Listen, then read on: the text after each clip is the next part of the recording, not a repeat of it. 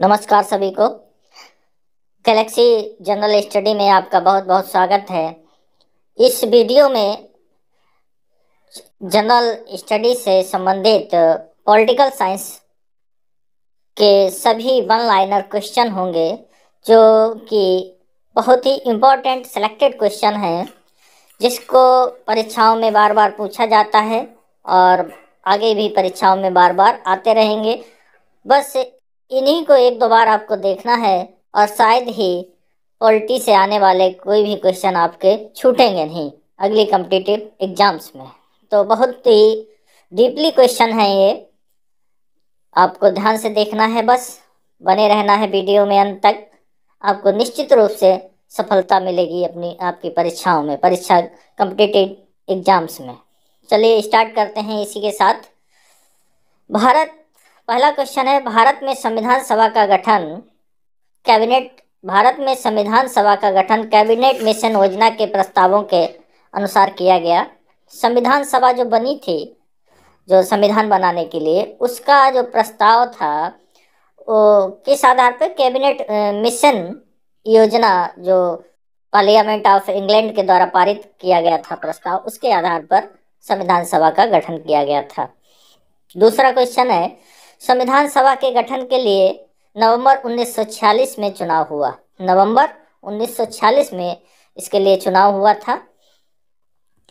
3 जून 1947 के भारत संविधान की योजना की घोषणा के बाद संविधान सभा का पुनर्गठन किया गया। पूर्व गठन नहीं है, यहाँ पे पुनर्गठन किया गया। 3 जून योजना ये थी कि इसके आधार पर जो कि भारत और पाकिस्तान दो भाग कर दिए गए थे। यह 3 जून की 1947 की योजना थी। तो पहले जो संविधान सभा का गठन हुआ था वो पूरे भारत के लिए, मतलब पाकिस्तान और भारत को मिलाकर पूरे भारत और पाकिस्तान को मिलाकर के लिए संविधान बनाने की योजना थी। लेकिन 3 जून 1947 को जो भारत संविधान योजना की घोषणा की गई, उसके आधार पर अब केवल भारत के लिए संविधान बनाने का प्रस्ताव आया था। तो इसलिए जो पहले संविधान सभा में सदस्य थे उनकी संख्या घट गई थी। तो पुनर्गठित संविधान सभा के सदस्यों की संख्या 299 थी। जब 3 जून के बाद संविधान सभा का पुनर्गठन हुआ तो 399 रह गई थी। संविधान सभा की प्रथम बैठक 9 दिसंबर 1946 को हुई। 9 दिसंबर पहली बैठक जो हुई थी संविधान सभा की, प्रथम बैठक 9 दिसंबर 1946, बहुत ही इम्पोर्टेंट डेट है ये। इस बैठक में डॉक्टर सच्चिदानंद सिन्हा को संविधान सभा का अस्थायी अध्यक्ष चुना गया। संविधान सभा का अस्थायी अध्यक्ष डॉक्टर सच्चिदानंद सिन्हा को 9 और 10 दिसंबर 2 दिन तक रहे। तीसरे दिन संविधान सभा का अस्थायी अध्यक्ष रहे और तीसरे दिन 11 दिसंबर 1946 को डॉक्टर राजेंद्र प्रसाद को संविधान सभा का स्थायी अध्यक्ष चुना गया। तो यहाँ से संविधान निर्माण की प्रक्रिया शुरू होती है। आगे है संविधान निर्माण का कार्य संविधान सभा द्वारा 13 दिसंबर 1946 से तब प्रारंभ हुआ जब जवाहरलाल नेहरू द्वारा संविधान निर्माण के लिए उद्देश्य प्रस्ताव पेश किया गया। 13 दिसंबर को 1946 को माननीय जवाहरलाल नेहरू ने संविधान निर्माण के लिए उद्देश्य प्रस्ताव प्रस्तुत किया। संविधान सभा के संवैधानिक सलाहकार पद पर BN राव को नियुक्त किया गया था। तो संविधान सभा के संवैधानिक सलाहकार जो थे BN राव थे। संविधान सभा ने संविधान निर्माण की समस्या के विभिन्न पहलुओं के संबंध में अनेक समितियां नियुक्त की, जिनका उद्देश्य था अलग अलग क्षेत्रों में अपने अपने सुझाव देना। तो उनमें कुछ समितियां हैं, संघ संविधान समिति, दूसरी ये थी प्रांतीय संविधान समिति, तीसरी थी संघ शक्ति समिति और चौथी थी परामर्श समिति जो मूल अधिकारों, अल्पसंख्यकों आदि से संबंधित थी, तथा 5वीं थी वार्ता समिति। संविधान सभा की परामर्श शाखा ने 17 मार्च 1947 को संविधान की मुख्य विशेषताओं के संबंध में एक प्रश्न सूची विभिन्न प्रांतीय विधानमंडलों तथा केंद्रीय विधानमंडलों के सदस्यों के पास भेजी। प्रांतीय विधानमंडलों तथा केंद्रीय विधानमंडलों के सदस्यों के पास भेजी। किसने भेजी थी ये? परामर्श शाखा ने 17 मार्च 1947 को, जिससे वे प्रस्तावित संविधान के बारे में अपने विचार व्यक्त कर सकें। प्रस्तावित जो संविधान बनाया गया था उसके बारे में अपने विचार व्यक्त कर सकें, इसके लिए उनके पास एक सूची भेजी गई, प्रश्न सूची भेजी गई। परामर्श समिति ने संविधान का पहला प्रारूप अक्टूबर 1947 में तैयार किया था। 29 अगस्त 1947 को संविधान सभा ने 29 अगस्त 1947 को संविधान सभा ने डॉक्टर भीमराव की अध्यक्षता में प्रारूप समिति का गठन किया। प्रारूप समिति का गठन किया। इस समिति के अन्य सदस्य थे N Gopalaswami Ayyangar, Alladi Krishnaswami Ayyar, Mohammad Saadulla, K M Munshi, B L Mittal तथा डी पी खेतान। कुछ समय बाद बी एल मित्तल के स्थान पर माधवराव को तथा डी पी खेतान की मृत्यु के बाद टी टी कृष्णाचारी को नियुक्त किया गया। तो ये सदस्यों के नाम हैं प्रारूप समिति के, ये अक्सर पूछे जाते हैं, इनको विशेष रूप से ध्यान रखेंगे। प्रारूप समिति को यह कार्य सौंपा गया था कि वह परामर्श समिति द्वारा तैयार किए गए संविधान का परीक्षण करे। परामर्श समिति द्वारा जो संविधान तैयार किया गया था उसका परीक्षण करे और फिर संविधान को विचार के लिए संविधान सभा के समक्ष प्रस्तुत करे। प्रारूप समिति ने भारत के संविधान का प्रारूप तैयार करके उसे 8 फरवरी 1948 को में संविधान सभा के अध्यक्ष को सुपुर्द किया। 8 फरवरी 1948। 15 नवंबर 1948 के संविधान के प्रारूप पर प्रथम वाचन प्रारंभ हुआ। 15 नवंबर 1948 को प्रथम वाचन शुरू हुआ। 26 नवंबर 1949 को संविधान के प्रारूप पर अंतिम वाचन समाप्त हुआ और इसी दिन संविधान को संविधान सभा द्वारा पारित कर दिया गया। 26 नवंबर 1949 को, जिस दिन संविधान को अंतिम रूप से पारित किया गया, उस दिन इसमें कुल 395 अनुच्छेद और 8 अनुसूचियां थीं। 26 नवंबर 1949 को संविधान के उन अनुच्छेदों को प्रवर्तित कर दिया गया, प्रवर्तित मीन्स लागू कर दिया गया, जो नागरिकता, निर्वाचन तथा अंतरिम संसद से संबंधित थे। 26 नवंबर 1949 को संविधान सभा का अंतिम दिन 24 जनवरी 1950 था और इसी दिन संविधान सभा के सदस्यों द्वारा संविधान पर हस्ताक्षर किया गया। 24 जनवरी को हस्ताक्षर किए गए थे। 26 जनवरी 1950 को संविधान सभा को अंतरिम संसद में परिवर्तित कर दिया गया। 26 जनवरी को संविधान लागू हुआ था, उसी दिन जो संविधान सभा थी उसको अंतरिम संसद में परिवर्तित कर दिया गया। संविधान निर्माण में 2 वर्ष 11 माह 18 दिन का समय लगा। संविधान में वर्तमान समय में 444 अनुच्छेद तथा 12 अनुसूचियां हैं, लगभग बदलती रहती हैं संशोधनों के साथ ही। संविधान की उद्देशिका से स्पष्ट है कि संविधान का स्रोत भारत की जनता और भारत की जनता ने अपनी संप्रभु इच्छा को इस संविधान के माध्यम से व्यक्त किया है। संविधान की उद्देशिका के अनुसार भारत को एक प्रभुत्व संपन्न, लोकतांत्रिक, धर्मनिरपेक्ष, समाजवादी गणराज्य बनाने का निश्चय किया गया। प्रभुत्व संपन्न, लोकतांत्रिक, धर्मनिरपेक्ष, समाजवादी गणराज्य बनाने का निश्चय किया गया। उद्देशिका में प्रयुक्त प्रभुत्व संपन्न शब्द का तात्पर्य है कि भारत आंतरिक या बाह्य दृष्टि से किसी विदेशी सत्ता के अधीन नहीं है और प्रभुत्व संपन्नता भारत की जनता में निहित है। लोकतांत्रिक शब्द का तात्पर्य है कि भारत की सरकार की शक्ति का स्रोत भारत की जनता है तथा जनता द्वारा निर्वाचित प्रतिनिधि देश का शासन चलाते हैं। तीसरा शब्द है पंथ निरपेक्ष। शब्दावली को संविधान की उद्देशिका में 1976 में 42वें संविधान संशोधन द्वारा किया गया है था। पंथनिरपेक्ष को जोड़ा गया था। समाजवाद तथा अखंडता शब्द भी संविधान की उद्देशिका में 42वें संविधान संशोधन 1976 द्वारा जोड़े गए थे। ये तीनों शब्द जोड़े गए थे।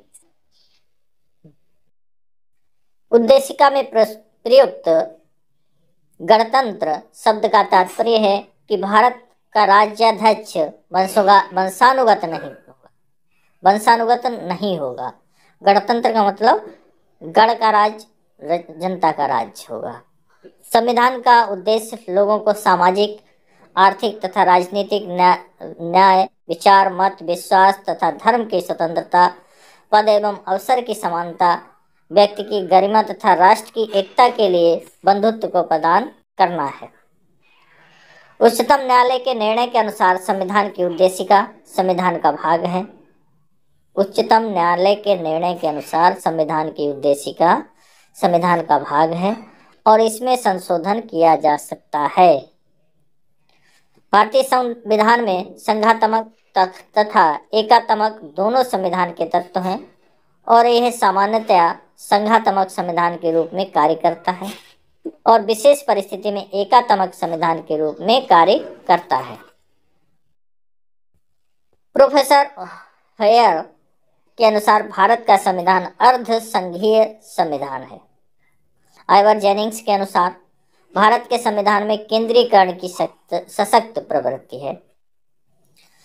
संविधान के प्रवर्तन के समय, लागू होने के समय भारत में 4 वर्ग आबासादा के राज्य थे। जो राज्य थे वो 4 वर्ग के थे।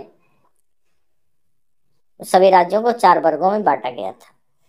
7वें संविधान संशोधन 1956 द्वारा राज्यों के 4 वर्ग को समाप्त कर दिया गया तथा संघ में राज्यों तथा संघ राज्य क्षेत्रों को शामिल किया गया। संघ में राज्यों तथा संघ राज्य क्षेत्र 2 तरह के राज्य बना दिए गए। राज्य पुनर्गठन अधिनियम 1956 द्वारा भाषाई आधारों पर राज्यों का पुनर्गठन किया गया।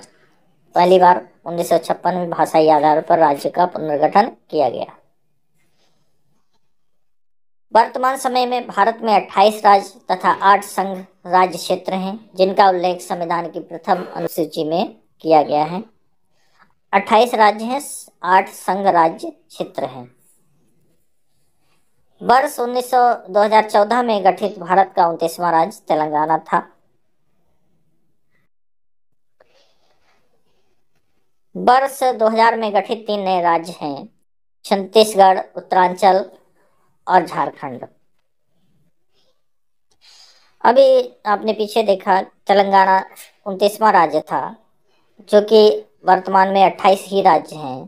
तो ये जो संशोधन हुआ है, इसको जान लेते हैं किस वजह से ऐसा है। कश्मीर राज्य अधिनियम मुख्य रूप से जम्मू और कश्मीर पुनर्गठन अधिनियम 2019 को संदर्भित करता है, जिसके तहत 31 अक्टूबर 2019 से पूर्व जम्मू और कश्मीर राज्य को 2 केंद्र शासित प्रदेशों, जम्मू कश्मीर राज्य को 2 केंद्र शासित प्रदेशों, जम्मू और कश्मीर विधानसभा सहित तथा और लद्दाख विधानसभा सहित रहित में विभाजित कर दिया गया।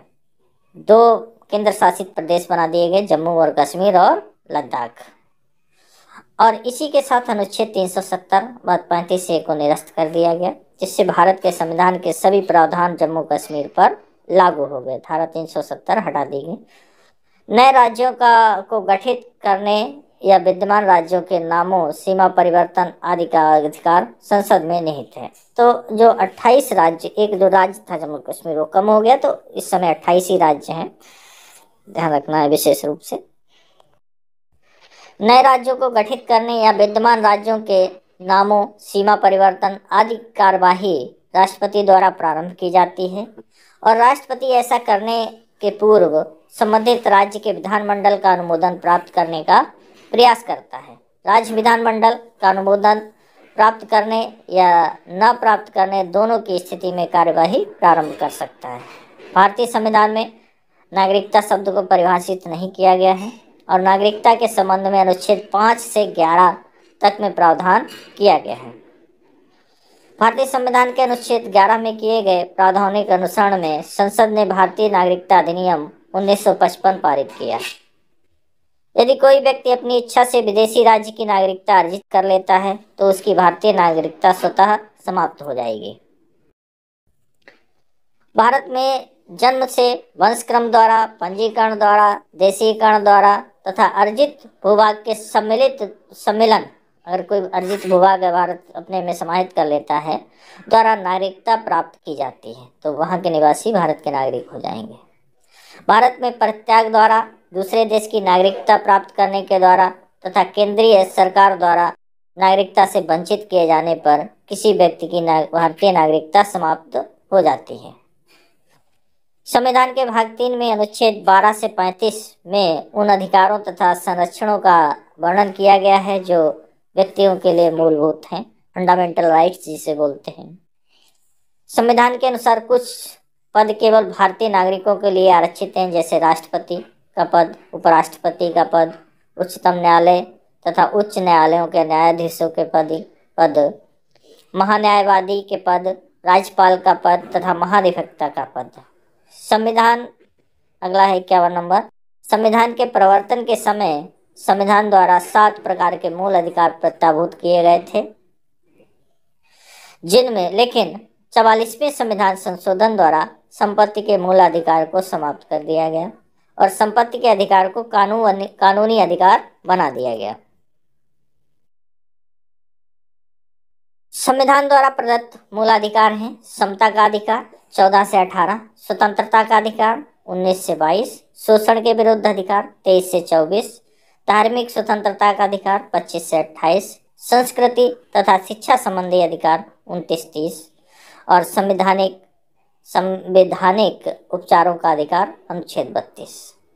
अनुच्छेद 14 के अधीन विधि के समक्ष समता तथा विधियों के समान संरक्षण का अधिकार प्रदान किया गया है। विधि के समक्ष समता, अनुच्छेद 14। अनुच्छेद 15 के अधीन धर्म, मूल वंश, जाति, लिंग या जन्म स्थान के आधार पर भेदभाव का निषेध किया गया है। अनुच्छेद 16 के अधीन भारत के सभी नागरिकों को राज्य के अधीन सरकारी नौकरियों के समान अवसर का अधिकार प्रदान किया गया है। अनुच्छेद 17 के अधीन अस्पृश्यता का अंत किया गया है। अस्पृश्यता का अंत करने के लिए संसद ने 1955 में अस्पृश्यता अपराध अधिनियम पारित किया था, जिसके नाम में 1976 में परिवर्तन करके सिविल अधिकार संरक्षण अधिनियम 1976 बना दिया गया है। अनुच्छेद 18 में उपाधियों के अंत करने के संबंध में प्रावधान किया गया है तथा विदेशी राज्य से राष्ट्रपति की सम्मति के बिना उपाधि ग्रहण करने पर रोक लगाई गई है। अनुच्छेद 15, 16 और 19 और 30, 15, 16, 19 और 30 द्वारा प्रत्याभूत अधिकार केवल नागरिकों को प्राप्त हैं तथा शेष मूलाधिकार सभी व्यक्तियों को प्राप्त हैं, चाहे वे भारत के नागरिक हों या ना हों। अनुच्छेद 21 में प्रत्याभूत मूलाधिकार केवल कार्यपालिका के विरुद्ध प्राप्त हैं। अनुच्छेद 15, 17, 18, 20 तथा 24 द्वारा प्रत्याभूत मूलाधिकार केवल विधायिका के विरुद्ध प्राप्त हैं। अनुच्छेद 15, 2 सार्वजनिक समागम के स्थानों में पहुंचने या उनके उपयोग के बारे में समता।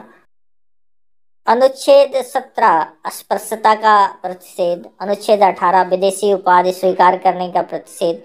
अनुच्छेद 23 मानव के दुर्व्यापार का प्रतिषेध तथा अनुच्छेद 24 परिसंकट में नियोजन में बालकों को लगाने का प्रतिषेध। 14 साल की उम्र से कम के बच्चों को किसी फैक्ट्री या कारखाने में नहीं लगा सकते। अधिकार राज्य प्राइवेट व्यक्तियों के विरुद्ध भी प्राप्त हैं।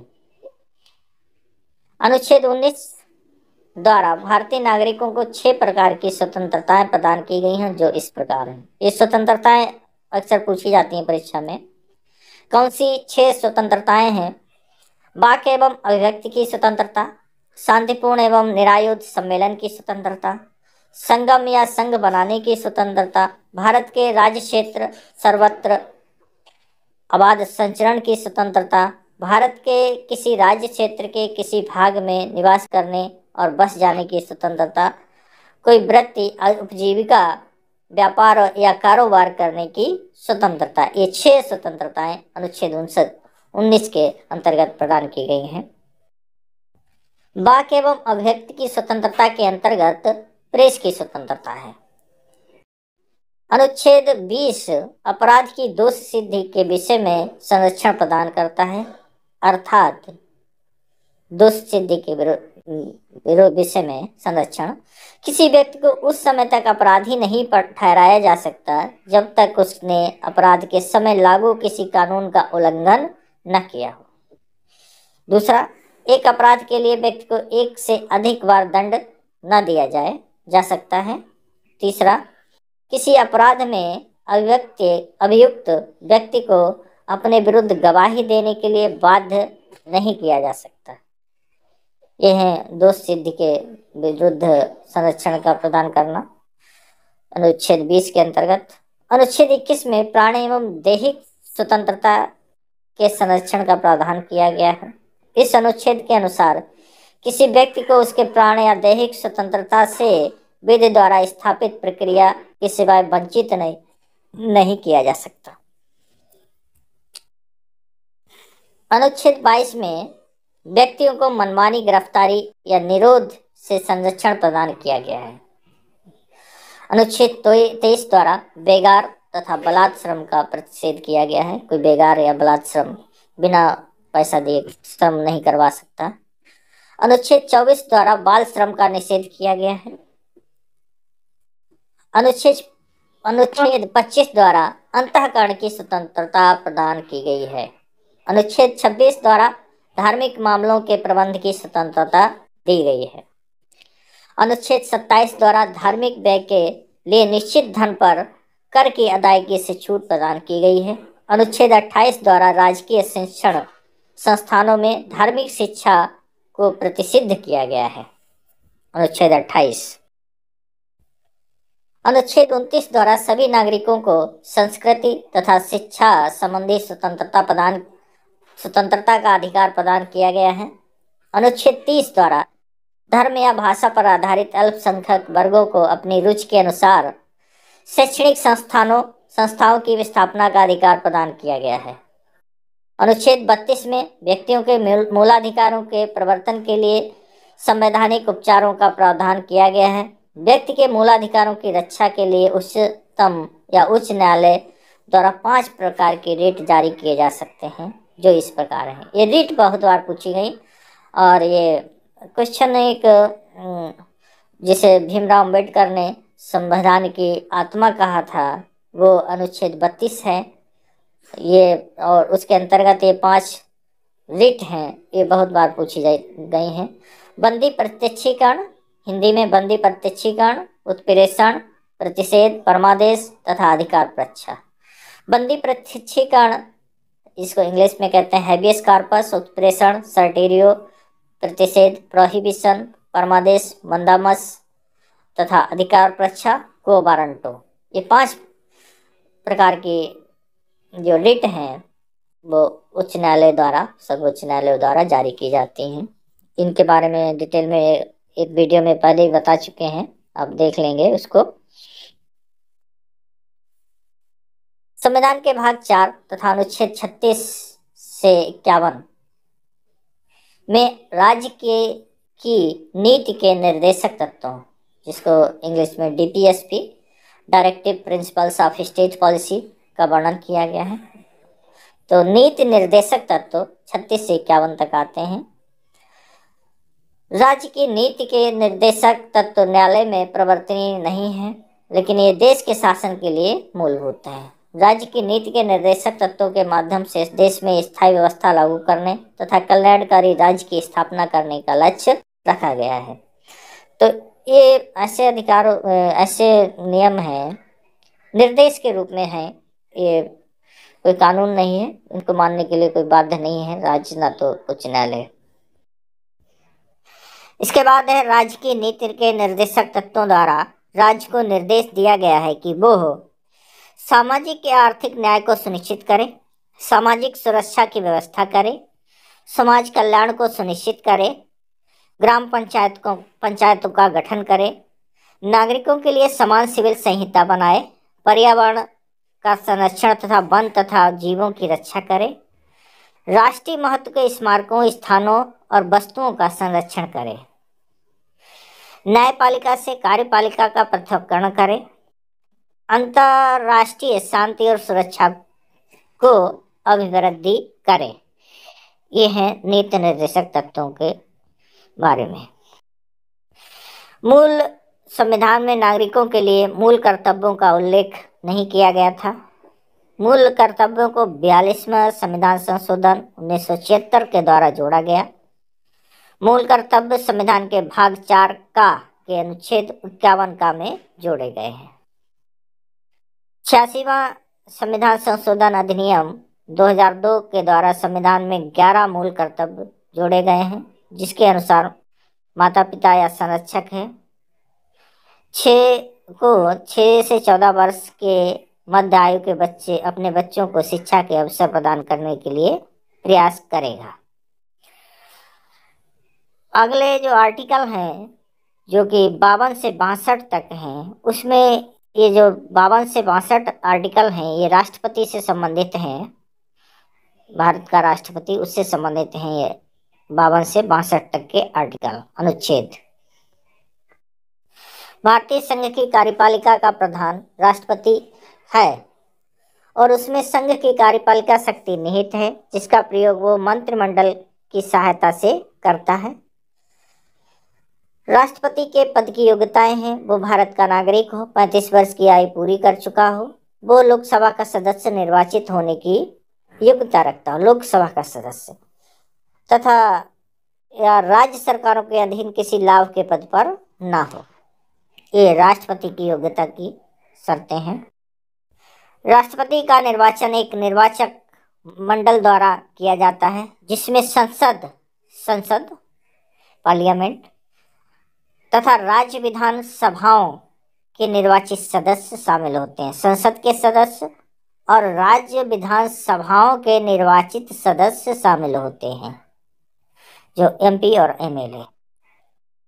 राष्ट्रपति 5 वर्ष के लिए पद ग्रहण करता है तथा 5 वर्ष के कार्यकाल को भी पूरा करने के पहले वो उपराष्ट्रपति को त्यागपत्र देकर पदमुक्त हो सकता है या संसद द्वारा पारित महाभियोग प्रस्ताव पर हटाया जा सकता है।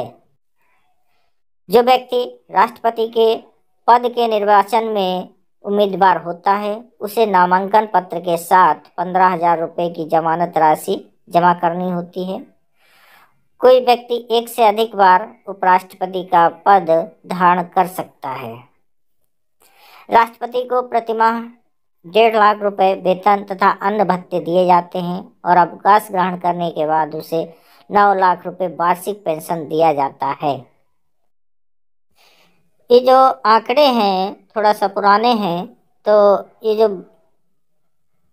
वेतन है 15,000 रुपये जमानत राशि तो सही है। जो राष्ट्रपति का प्रतिमाह जो वेतन है इस समय लगभग 5 लाख है और उसकी जो पेंशन है लगभग 1.5 लाख रुपए महीना है। तो इसको कंफर्म कर लेंगे। हर पे कमीशन के बाद बदलता रहता है, अगला पे कमीशन आएगा तो और हो जाएगा, तो इसको विशेष रूप से ध्यान रखें और इसको चेक भी कर लें। राष्ट्रपति पद पर रहते हुए किए गए किसी कार्य के लिए न्यायालय के प्रति उत्तरदायी नहीं है। राष्ट्रपति के पद पर रहते हुए किए गए किसी कार्य के लिए राष्ट्रपति जो होता है न्यायालय के प्रति उत्तरदायी नहीं है। संविधान का उल्लंघन करने अथवा संविधान के प्रावधानों के विरुद्ध आचरण करने पर राष्ट्रपति के विरुद्ध महाभियोग आर्टिकल 61 लगाया जा सकता है। राष्ट्रपति के विरुद्ध महाभियोग की कार्यवाही संसद के किसी सदन में प्रारंभ की जा सकती है, लेकिन यह कार्यवाही प्रारंभ करने से पूर्व राष्ट्रपति को 14 दिन पहले इसकी लिखित सूचना देना आवश्यक है। महाभियोग प्रस्ताव को संसद के एक सदन द्वारा पारित कर देने पर दूसरा सदन महाभियोग के कारणों की जांच करता है। जब दूसरा सदन महाभियोग के कारणों की जांच कर रहा होता है, तब राष्ट्रपति स्वयं उपस्थित होकर अपनी स्थिति को स्पष्ट कर सकता है तथा जांच के दौरान अपने अधिवक्ता के माध्यम से अपना स्पष्टीकरण भेज सकता है। राष्ट्रपति का निर्वाचन आनुपातिक प्रतिनिधित्व के अनुसार एकल संक्रमणीय मत से गुप्त मतदान द्वारा होता है। भारत में अब तक 15 बार राष्ट्रपति का चुनाव हुआ है और एक बार राष्ट्रपति निर्विरोध चुने गए हैं। डॉक्टर राजेंद्र प्रसाद 2 बार भारत के राष्ट्रपति के कार्य का निर्वहन किए हैं। भारत के प्रथम राष्ट्रपति डॉक्टर राजेंद्र प्रसाद का चुनाव संविधान निर्मात्री सभा द्वारा किया गया था। भारत में संघराज्य क्षेत्रों का प्रशासन राष्ट्रपति द्वारा संचालित किया जाता है। संघराज्य क्षेत्र, जिसे केंद्र शासित प्रदेश या यूनियन टेरिटरीज भी कहते हैं, इंग्लिश में यूनियन टेरिटरीज और हिंदी में केंद्र शासित प्रदेश या संघराज्य क्षेत्र कहते हैं। राष्ट्रपति के निर्वाचन से संबंधित विवाद सर्वोच्च न्यायालय के माध्यम से निपटाए जाते हैं। अगला है, भारत के 2 राष्ट्रपति की कार्यकाल के दौरान ही मृत्यु हुई थी। पहले हैं जाकिर हुसैन और दूसरे हैं फखरुद्दीन अली अहमद की अपने कार्यकाल के दौरान ही मृत्यु हुई थी। भारत के मुख्य न्यायाधीश मोहम्मद हिदायतुल्लाह कार्यकारी राष्ट्रपति के पद का निर्वहन 1 बार किए हैं। 13वां राष्ट्रपति प्रणब मुखर्जी थे। प्रतिभा देवी सिंह पाटिल भारत के प्रथम महिला राष्ट्रपति पद पर आसीन हुई हैं। राष्ट्रपति प्रधानमंत्री की सलाह से अन्य केंद्रीय मंत्रियों तथा संघ शासन के प्रमुख अधिकारियों की नियुक्ति करता है। राष्ट्रपति लोकसभा का गठन कर सकता है तथा संसद का सत्रावसान कर सकता है और संसद के सत्र को आहूत कर सकता है। अनुच्छेद आर्टिकल 85 फर्स्ट के द्वारा संसद के सत्र को आहूत करना, आर्टिकल 85। राष्ट्रपति की स्वीकृति के बिना कोई विधेयक कानून नहीं बन सकता। राष्ट्रपति को अध्यादेश जारी करने की शक्ति है और इस अध्यादेश का कानूनी बल होता है। राष्ट्रपति के नाम से प्रतिवर्ष वित्त मंत्री द्वारा संसद में बजट पेश किया जाता है। राष्ट्रपति उच्चतम न्यायालय तथा उच्च न्यायालयों के न्यायाधीशों की नियुक्ति करता है। देश की तीनों सेनाओं की सर्वोच्च कमान राष्ट्रपति में निहित है, लेकिन वो अपनी इस शक्ति का प्रयोग किसी विधि के अनुसार ही करता है। राष्ट्रपति राजदूतों, राजनयिक प्रतिनिधियों तथा वाणिज्यिक दूतों की नियुक्ति करते हैं तथा विदेशी राजनयिक प्रतिनिधियों के प्रमाण पत्र को स्वीकार करते हैं। राष्ट्रपति राज्यों में राज्यपालों की नियुक्ति करता है। राष्ट्रपति उच्चतम न्यायालय से किसी प्रश्न पर परामर्श मांग सकता है, लेकिन ना तो उच्चतम न्यायालय परामर्श देने के लिए बाध्य है और ना ही राष्ट्रपति उच्चतम न्यायालय द्वारा दिए गए परामर्श को मानने के लिए बाध्य है। राष्ट्रपति राष्ट्रीय आपात आर्टिकल 352, वित्तीय आपात आर्टिकल 360 तथा राज्यों में आपात आर्टिकल 356 की घोषणा कर सकता है। Article 63 to 73 are related to vice president. 63 से 73 तक के जो आर्टिकल हैं वो उपराष्ट्रपति से संबंधित हैं। भारत में उपराष्ट्रपति का भी पद सृजित किया गया है, जो राज्यसभा का पदेन सभापति होता है। तो ये क्वेश्चन बहुत बार रिपीट होता है, हर बार रिपीट होता है किसी न किसी तरीके से। राज्यसभा का पदेन सभापति कौन होता है? तो वो उपराष्ट्रपति होता है। और उपराष्ट्रपति का चुनाव संसद के दोनों सदनों के सदस्यों द्वारा एकल संक्रमणीय मत तथा आनुपातिक प्रतिनिधित्व पद्धति द्वारा किया जाता है। संसद के दोनों सदनों के सदस्यों द्वारा। तो जो राष्ट्रपति था वो लोकसभा और राज्य विधानसभाओं के द्वारा होता था। यहाँ पे ये संसद के दोनों सदन लोकसभा और राज्यसभा के सदस्यों द्वारा एकल संक्रमणीय मत तथा आनुपातिक प्रतिनिधित्व पद्धति द्वारा किया जाता है। यदि उपराष्ट्रपति स्वस्थ है अथवा किसी अन्य कारण से कार्य करने में असमर्थ हो तो कोई अन्य व्यक्ति, अधिकारी, पदाधिकारी उसकी जगह उपराष्ट्रपति के रूप में कार्य नहीं संभालता है। उपराष्ट्रपति को उसके पद से हटाने के लिए आवश्यक है कि राज्यसभा इस प्रकार के किसी संकल्प को समस्त सदस्यों के बहुमत से पारित कर दे तथा उस संकल्प को लोकसभा द्वारा भी साधारण बहुमत से स्वीकार किया जाए। उपराष्ट्रपति को संसद द्वारा पारित प्रस्ताव पर हटाया जा सकता है। उपराष्ट्रपति की जगह खाली पद पर कार्य करने के लिए इस अवधि के समापन के पूर्व भी नए उपराष्ट्रपति का चुनाव करा लिया जाना चाहिए। संघ शासन की शक्तियां केंद्रीय मंत्रिमंडल में निहित होती हैं, जिसका प्रधान प्रधानमंत्री होता है। प्रधानमंत्री की नियुक्ति राष्ट्रपति द्वारा की जाती है और उस व्यक्ति की नियुक्ति प्रधानमंत्री पद पर की जाती है जो लोकसभा में बहुमत प्राप्त दल का नेता हो, जो चुनाव जीतता है। केंद्रीय मंत्रिमंडल के अन्य सदस्यों की नियुक्ति प्रधानमंत्री की सलाह पर राष्ट्रपति द्वारा की जाती है। प्रधानमंत्री का यह कर्तव्य है कि वो संघ के शासन की जानकारी राष्ट्रपति को दे। प्रधानमंत्री लोकसभा का नेता होता है। केंद्रीय मंत्रिमंडल के सदस्य राष्ट्रपति के प्रसाद पर्यंत अपने पद पर रहते हैं। केंद्रीय मंत्रिमंडल लोकसभा के प्रति सामूहिक रूप से उत्तरदायी होते हैं। कोई भी मंत्री पद ग्रहण करने के पूर्व राष्ट्रपति के समक्ष पद और गोपनीयता की शपथ लेता है। सामान्यतः उसी व्यक्ति को केंद्रीय मंत्रिमंडल का सदस्य नियुक्त किया जाता है जो संसद के किसी सदन का सदस्य हो, लेकिन संसद के किसी सदन का सदस्य न होने वाले किसी भी व्यक्ति को 6 माह की अवधि के लिए मंत्रिमंडल का सदस्य नियुक्त किया जा सकता है। केंद्रीय मंत्रिमंडल की बैठकें प्रधानमंत्री की इच्छा अनुसार होती हैं और प्रधानमंत्री ही इन बैठकों की अध्यक्षता करता है।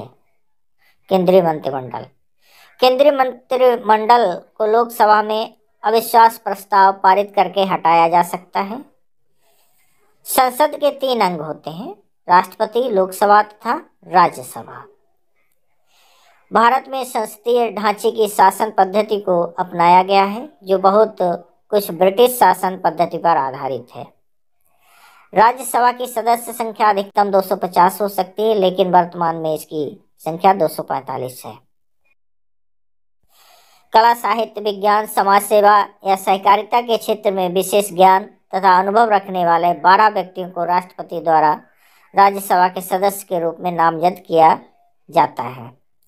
राज्यसभा के 233 सदस्य राज्य या संघ राज्य क्षेत्रों के विधानसभाओं द्वारा चुने जाते हैं।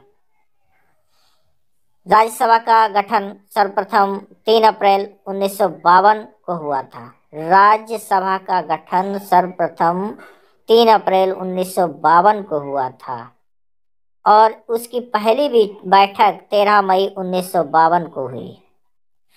बहुत इम्पोर्टेंट है ये। राज्यसभा के सदस्यों के पहले समूह का सेवा निवृत्ति 2 अप्रैल 1954 को हुई। राज्यसभा का सभापति उपराष्ट्रपति होता है तथा वो राज्यसभा की कार्यवाहियों का संचालन करता है। राज्यसभा का विघटन नहीं होता है और इसके 1/3 सदस्य प्रति दूसरे वर्ष अवमुक्त हो जाते हैं।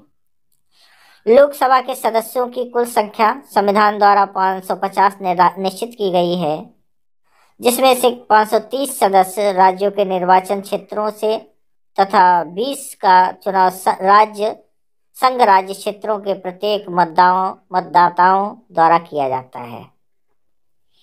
लोकसभा के निर्वाचन क्षेत्रों की परिसीमन आयोग द्वारा किया जाता है। प्रथम लोकसभा का सामान्य निर्वाचन 1951-52 के शीतकाल में संपन्न हुआ तथा पहली लोकसभा की पहली बैठक 13 मई 1952 को हुई और राष्ट्रपति द्वारा 4 अप्रैल 1957 को विघटित कर दी गई। राष्ट्रपति लोकसभा में आंग्ल भारतीय समुदाय के 2 व्यक्तियों को नामजद कर सकता है। इसमें तो थोड़ा संशोधन हुआ है। ये संशोधन इस प्रकार है। केंद्र में आंग्ल भारतीय समुदाय के 2 सदस्यों की नियुक्ति से संबंधित प्रावधान को 104वें संविधान संशोधन अधिनियम 2019 द्वारा समाप्त कर दिया गया है, जिसने अनुच्छेद 331 लोकसभा के लिए और अनुच्छेद 333 राज्य विधानसभाओं के लिए के तहत आंग्ल भारतीयों के मनोनयन के विशेष प्रावधान को खत्म कर दिया, जो 25 जनवरी 2020 से प्रभावी हुआ। यह संशोधन 135 नंबर, लोकसभा में अनुसूचित जाति के लिए 78 स्थान तथा अनुसूचित जनजाति के लिए 42 स्थान आरक्षित हैं। सामान्यतः लोकसभा की अवधि 5 वर्ष होती है, लेकिन 5वीं लोकसभा की अवधि को 6 वर्ष का कर दिया गया था, जबकि उस समय देश में राष्ट्रीय आपात लागू था। भारत में अब तक लोकसभा के 18 सामान्य चुनाव हो चुके हैं। लोकसभा के प्रत्येक सत्र के कार्यों के संचालन के लिए अध्यक्ष तथा उपाध्यक्ष का चुनाव होता है। लोकसभा अध्यक्ष का निर्णायक मत देने का अधिकार होता है। लोकसभा का अध्यक्ष अगले अध्यक्ष के चुनाव तक अपने पद पर बना रहता है। लोकसभा तथा राज्यसभा के संयुक्त अधिवेशन की अध्यक्षता लोकसभा अध्यक्ष करता है। लोकसभा के प्रथम अध्यक्ष इंपॉर्टेंट है, जीवी मावलंकर थे। इनका पूरा नाम था गणेश वासुदेव मावलंकर। संसद की जो स्थायी समितियां हैं, जो सरकार द्वारा स्थायी रूप से काम करती हैं, कार्य मंत्रणा समिति, गैर सरकारी सदस्यों के विधेयकों तथा संकल्पों संबंधी समिति, याचिका समिति, लोक लेखा समिति, प्राक्कलन समिति, विशेषाधिकार समिति, ये इनको ध्यान से पढ़ लेंगे। ये पूछा भी जाता है परीक्षाओं में, ये किससे संबंधित हैं, अलग अलग समितियां किस से कार्य से संबंधित हैं। विशेषाधिकार संबंधी समिति, सरकारी आश्वासनों संबंधी समिति, सरकारी उपक्रम संबंधी समिति, नियम समिति, अनुसूचित जातियों तथा अनुसूचित जनजातियों के कल्याण संबंधी समिति, ग्रंथालय समिति, सामान्य प्रयोजन समिति, आवास समिति तथा लाभ के पदों संबंधी समिति। अगला है संयुक्त संसदीय समिति में लोकसभा के 2/3 तथा राज्यसभा के 1/3 सदस्य होते हैं। संयुक्त संसदीय समिति में संयुक्त संसदीय समिति के अध्यक्ष का मनोनयन लोकसभा अध्यक्ष द्वारा किया जाता है। भारत में सितंबर 1993 में एक संसदीय समिति प्रणाली को प्रारंभ किया गया। यह समिति दोनों सदनों के सदस्यों से गठित होगी तथा इस समिति में लोकसभा के 30 तथा राज्यसभा के 15 सदस्य शामिल किए जाएंगे। कानून निर्माण हेतु विधेयक संसद के किसी भी सदन में पेश किया जा सकता है। कानून निर्माण संबंधी विधेयक, कानून निर्माण हेतु प्रस्तावित विधेयक का 3 वाचन होता है। धन विधेयक या वित्त विधेयक केवल लोकसभा में पेश किया जाता है। धन विधेयक है या नहीं, इसका निर्णय लोकसभा अध्यक्ष करता है। धन विधेयक संबंधी जो आर्टिकल है वो है 110। धन विधेयक के संबंध में राज्यसभा को केवल सिफारिशी अधिकार है। राज्यपाल राज्य की कार्यपालिका शक्ति का प्रधान होता है। राज्यपाल संबंधी जो अनुच्छेद हैं 153 से 167 तक, 167 तक हैं। उसके अलावा भी कई अनुच्छेद भी हैं, उनमें आप देख सकते हैं। तो राज्यपाल राज्य की कार्यपालिका शक्ति का प्रधान है।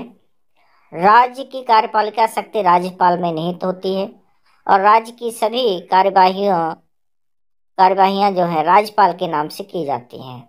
सामान्यतः प्रत्येक राज्य के लिए एक राज्यपाल होता है, लेकिन विशेष स्थिति में एक ही व्यक्ति को 2 या अधिक राज्यों का राज्यपाल नियुक्त किया जा सकता है। सामान्यतः राज्यपाल 5 वर्ष की अवधि के लिए नियुक्त किया जाता है, लेकिन वो इस अवधि के पूर्व भी राष्ट्रपति को त्याग पत्र देकर पद त्याग कर सकता है या राष्ट्रपति द्वारा पद से हटाया जा सकता है।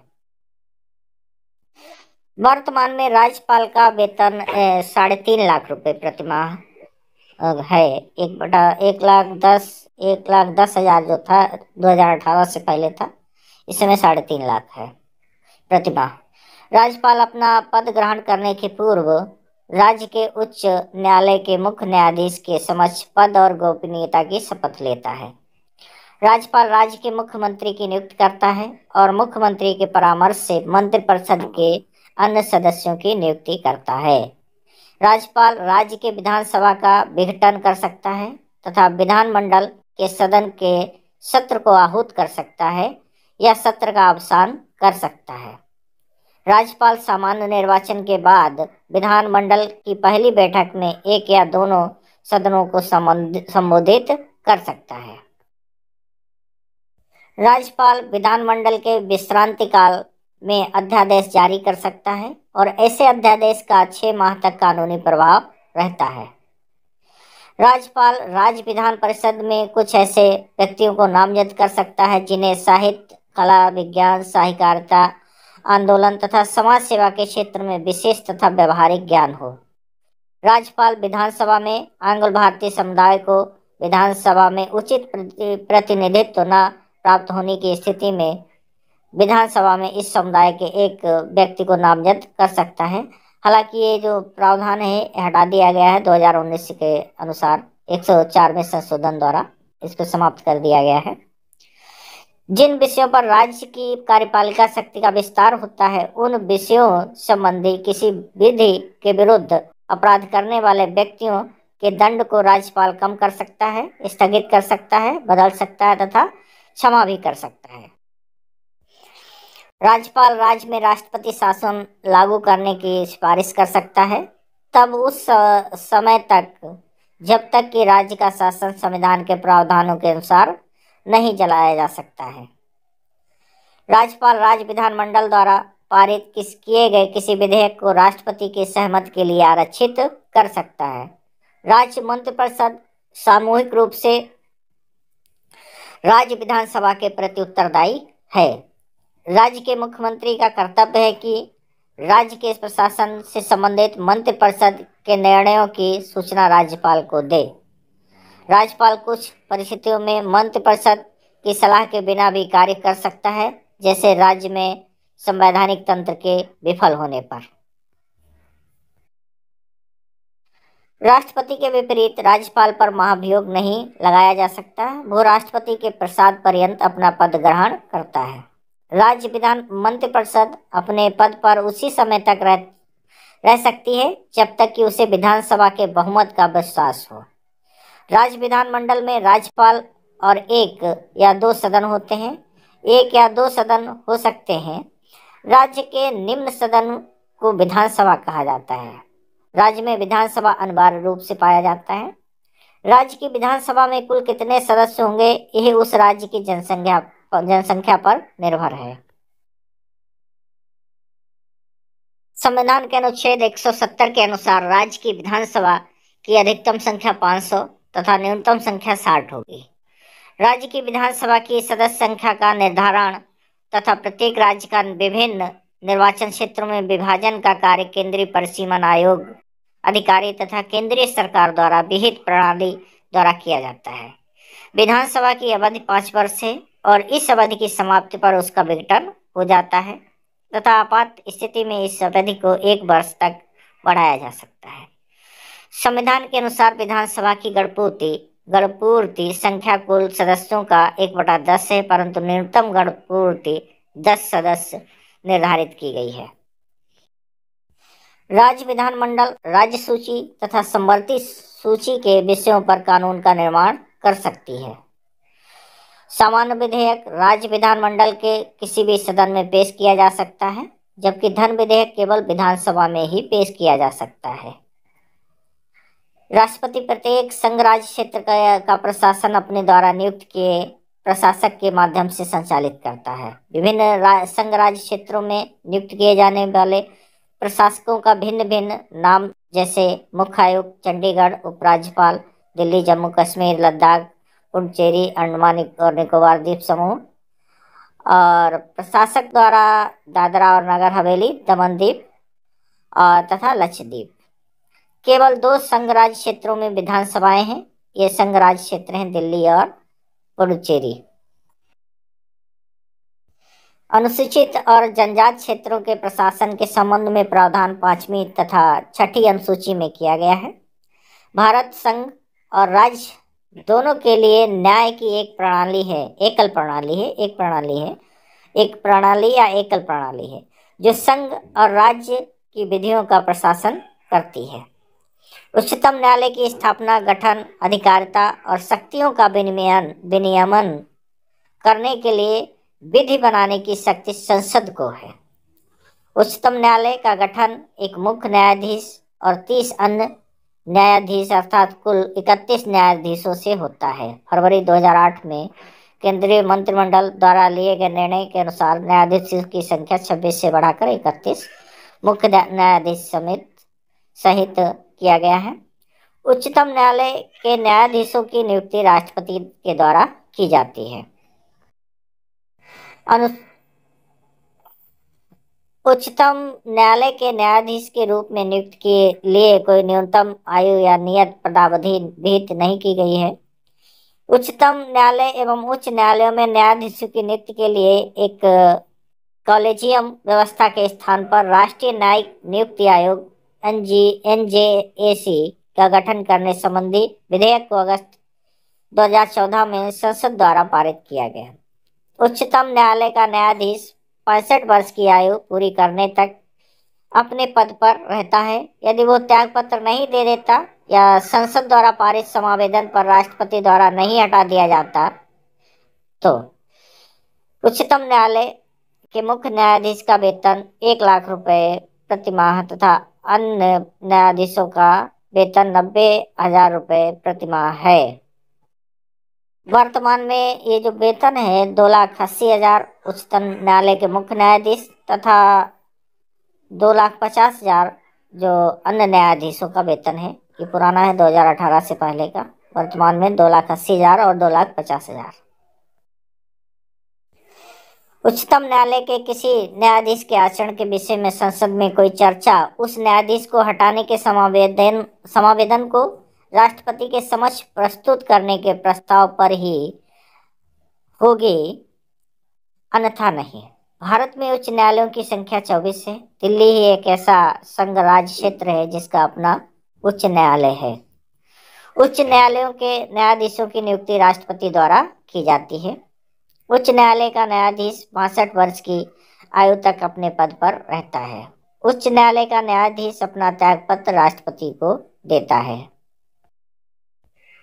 यदि किसी उच्च न्यायालय के न्यायाधीश की आयु के बारे में कोई व्यक्ति कोई प्रश्न उपस्थित करता है तो राष्ट्रपति भारत के मुख्य न्यायमूर्ति से परामर्श के पश्चात उच्च न्यायालय के न्यायाधीश की आयु अवधारित करता है। संविधान की 7वीं अनुसूची की सूची में जो 100 विषय हैं जिन पर संसद को विधि बनाने की अनन्य शक्ति है। मूलतः इसमें 97 विषय थे। सबसे पहले संविधान की 7वीं अनुसूची की सूची 2 में 61 विषय हैं जिन पर विधान बनाने की अनन्य शक्ति राज्य विधान मंडल को है, जो मूलतः थे 66 थे पहले, सबसे पहले, इस समय 61 है। और तीसरी जो सूची है 7वीं अनुसूची में, तीसरी सूची जो है संविधान की जो 7वीं अनुसूची की तीसरी सूची में 52 विषय हैं जिन पर विधान बनाने की शक्ति संसद तथा राज्य विधानमंडल दोनों के हैं। लेकिन एक ही विषय पर संसद और राज्य की विधि में विरोध होने की दशा में संसद द्वारा निर्मित विधि प्रभावी होती है। मूलतः इसमें 47 थे, इस समय 52 है। तो ये समवर्ती सूची जिसे कहा जाता है, जिसमें 52 विषय हैं इस समय।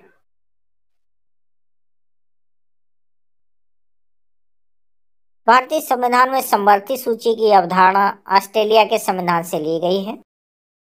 संविधान की 7वीं अनुसूची में विधायी शक्तियों के विभाजन की योजना संघ राज्य क्षेत्रों को लागू नहीं होती। राष्ट्रपति प्रत्येक 5वें वर्ष वित्त आयोग आर्टिकल 280 के तहत का गठन कर सकता है। पहले वित्त आयोग का गठन 1951 में किया गया था। भारतीय संविधान के प्रवर्तन के बाद सबसे पहले राष्ट्रपति शासन पेप्सू, जो कि अब पंजाब, पहले नाम इसका पेप्सू था, पंजाब राज्य में लागू किया गया था। सबसे पहला राष्ट्रपति शासन पंजाब राज्य में। उच्च न्यायालयों के न्यायाधीशों की नियुक्ति राष्ट्रपति द्वारा की जाती है। न्यायालय का न्यायाधीश 62 वर्ष की आयु तक अपने पद पर रहता है। उच्च न्यायालय का न्यायाधीश अपना त्याग पत्र राष्ट्रपति को देता है। यदि किसी उच्च न्यायालय के न्यायाधीश की आयु के बारे में कोई व्यक्ति कोई प्रश्न उपस्थित करता है तो राष्ट्रपति भारत के मुख्य न्यायमूर्ति से परामर्श के पश्चात उच्च न्यायालय के न्यायाधीश की आयु अवधारित करता है। मंत्रिपरिषद के सदस्य व्यक्तिगत रूप से राष्ट्रपति के प्रति उत्तरदायी होते हैं। भारत के संविधान में अनुसूचित जातियों और अनुसूचित जनजातियों के संबंध में कोई परिभाषा नहीं दी गई है, किंतु राष्ट्रपति राज्यपाल के परामर्श से इस संबंध में प्रावधान बना सकता है। राष्ट्रपति की अनुमति से ही कोई व्यक्ति विदेशी सरकार से कोई उपाधि अथवा सम्मान प्राप्त कर सकता है। लोक सेवा आयोग एक सलाहकारी निकाय है जिसकी संस्तुतियों को सरकार स्वीकार भी कर सकती है। लोक सेवा आयोग के बारे में, लोक सेवा आयोग आर्टिकल 315 से 323 तक यूपीएससी और एसपीएससी भारतीय संविधान द्वारा स्थापित एक स्वतंत्र संवैधानिक निकाय है। लोक सेवा आयोग के प्रतिवेदन को राष्ट्रपति के माध्यम से प्रति वर्ष संसद में प्रस्तुत किया जाता है। संसद में दिए जाने वाले राष्ट्रपति के अभिभाषण को केंद्रीय मंत्रिमंडल द्वारा तैयार किया जाता है। मुख्य चुनाव आयुक्त परिसीमन आयोग का पदेन अध्यक्ष होता है। चतुर्थ परिसीमन आयोग का गठन कुलदीप सिंह की अध्यक्षता में किया गया था। इस आयोग ने वर्ष 2008 में अपनी रिपोर्ट सरकार को सौंपी है। निर्वाचन संबंधी अपराध के दोषी पाए गए व्यक्ति को निर्वाचन आयोग द्वारा एक निश्चित समय सीमा तक अथवा जीवन भर के लिए निर्वाचन के अयोग्य घोषित किया जा सकता है। लोकसभा सदस्यों के प्रश्नों को स्वीकार करना, नियमित करना अथवा नियम विरुद्ध घोषित करना आदि लोकसभा अध्यक्ष के कार्य हैं। लोकसभा अध्यक्ष संसद और राष्ट्रपति के मध्य एक प्रमुख माध्यम के रूप में कार्य करता है। मंत्रिपरिषद के विरुद्ध अविश्वास प्रस्ताव केवल लोकसभा में ही प्रस्तुत किया जा सकता है। इसके पारित होने की स्थिति में सरकार को त्यागपत्र देना पड़ता है। नियम 377 के अंतर्गत सामान्यतः लोकसभा में मामले उठाए जाते हैं, किंतु विशेष उल्लेख के अंतर्गत इस प्रकार के मामले राज्यसभा में भी रखे जा सकते हैं। लोक लेखा समिति, जो अभी आप पहले देख चुके हैं, स्थायी समिति है, में लोकसभा के 15 और राज्यसभा के 7 सदस्य शामिल होते हैं। लोक से लेखा समिति सार्वजनिक, इसका काम क्या है? सार्वजनिक व्यय से संबंधित उन तथ्यों पर विचार करती है कि धन का व्यय उसी रूप में किया गया है या नहीं जिस रूप में उसे अधिकृत किया गया था। लोक सेवा आयोग का सदस्य मानसिक व शारीरिक दुर्बलता के कारण पद पर कार्य करने में असमर्थ हो जाता है तो राष्ट्रपति सर्वोच्च न्यायालय की जांच के बिना ही उसे अपने पद से हटा सकता है। भारत की संचित निधि के धन निर्गमन पर नियंत्रक एवं महालेखा परीक्षक का नियंत्रण होता है। भारत के महालेखा परीक्षक से संबंधित जो आर्टिकल हैं 148 से 151 है। अंतरराज्यीय परिषदों को संविधान के अनुच्छेद 263 के अधीन प्रावधानित किया गया है। आम चुनावों में कोई भी उम्मीदवार अधिकतम 2 संसदीय क्षेत्र में चुनाव लड़ सकता है। लोकसभा चुनावों में अनुसूचित जातियों के उम्मीदवारों के लिए सर्वाधिक आरक्षित स्थान उत्तर प्रदेश से है। भारतीय संविधान संशोधन प्रणाली में जनमत संग्रह की बात नहीं की गई है। संविधान संशोधन के लिए जनमत की आवश्यकता नहीं होती है। भारतीय संविधान के अनुच्छेद 134 को अनुच्छेद 133 के साथ संबद्ध कर पढ़ने पर सर्वोच्च न्यायालय को अपीलीय क्षेत्राधिकार निगमित होता है। 42वां संविधान संशोधन अधिनियम 1976 स्वर्ण सिंह समिति की अनुशंसाओं पर निर्मित किया गया था। भारत के एकमात्र राज्य हिमाचल प्रदेश में संतान द्वारा माता पिता के भरण पोषण को कानूनी रूप से अनिवार्यता प्रदान की गई थी। वर्तमान में इस संबंध में केंद्र सरकार द्वारा संपूर्ण देश के लिए विनियमन बनाए गए हैं। न्यायालय द्वारा अपराधी घोषित किए जाने के उपरांत चुनाव आयोग संबंधित व्यक्ति को निर्वाचन के अयोग्य घोषित करने का निर्णय लेता है। उच्च न्यायालय की परमादेश जारी करने की अधिकारिता के अंतर्गत संवैधानिक अधिकार, सांविधिक अधिकार और मौलिक अधिकार आते हैं। मूल अधिकारों से संबंधित मामले सर्वोच्च न्यायालय और उच्च न्यायालय दोनों की अधिकारिता के अंतर्गत आते हैं। अंतर्राष्ट्रीय संधियों को भारत के संपूर्ण भाग अथवा किसी एक भाग में क्रियान्वित करने के लिए संसद बिना किसी राज्य की सहमति के किसी भी प्रकार का कानून निर्मित कर सकती है। ये आखिरी स्लाइड है इस वीडियो की। किसी मान्यता प्राप्त राजनीतिक दल द्वारा निर्वाचन आयोग के चुनाव चिन्ह आवंटन से संबंधित निर्णय के विरुद्ध सर्वोच्च न्यायालय में अपील दायर की जा सकती है। सर्वोच्च न्यायालय में तदर्थ न्यायाधीशों एडहॉक जजेज की नियुक्ति प्रक्रिया आर्टिकल 127-128 पर आधारित है। भारत में सर्वप्रथम पारिवारिक न्यायालय की स्थापना जयपुर राजस्थान में की गई थी। भारत के महान्यायवादी आर्टिकल 76 की नियुक्ति राष्ट्रपति द्वारा की जाती है। वो 65 वर्ष की आयु तक अपने पद पर रह सकता है। उसे भारत के किसी भी न्यायालय में उपस्थित होकर वक्तव्य देने का अधिकार प्रदान किया गया है। आखिरी क्वेश्चन है, बिहार, गुजरात, झारखंड तथा राजस्थान राज्य सरकारों ने पंचायतों एवं नगर निकायों में महिलाओं के लिए 50% आरक्षण देने संबंधी निर्णय पारित किए हैं। ये था आज का वीडियो। इसमें बताए गए सारे क्वेश्चन, सारे वन लाइनर पॉलिटी के क्वेश्चन बहुत ही इम्पोर्टेंट हैं और आपकी परीक्षाओं के लिए बहुत ही उपयोगी साबित होंगे। अगले वीडियो में कुछ विशेष टॉपिक हम आपके लिए लेकर आएंगे, स्पेशली विशेष परीक्षा के पॉइंट ऑफ व्यू से। इसी के साथ ही वीडियो का अंत होता है। सभी को नमस्कार। वीडियो को देखने के लिए, अंत तक बने रहने के लिए धन्यवाद।